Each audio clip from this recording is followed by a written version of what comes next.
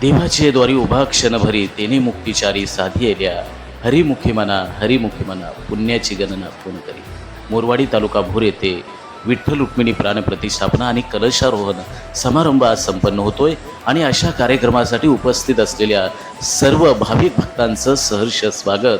मोरवाडीकरांच्या जीवनामध्ये आजचा दिवस फक्त आनंदाचा नाही तर आयुष्यभर प्रत्येकाच्या स्मरणात राहणारा एक दिव्य क्षण आहे. शतकानुशतकं ज्यांची भक्ती या महाराष्ट्राच्या कणाकणात आणि वाऱ्यात आणि या मातीमध्ये आणि ओव्या अभंगामध्ये वैराग्यात आणि विठुरायाच्या प्रेमात झळकते तो साक्षात पांडुरंग आणि ती करुणामयी रुक्मिणी मातोश्री आज आपल्या या पवित्र स्थळी प्राणप्रतिष्ठा रूपानं विराजमान होत आहे.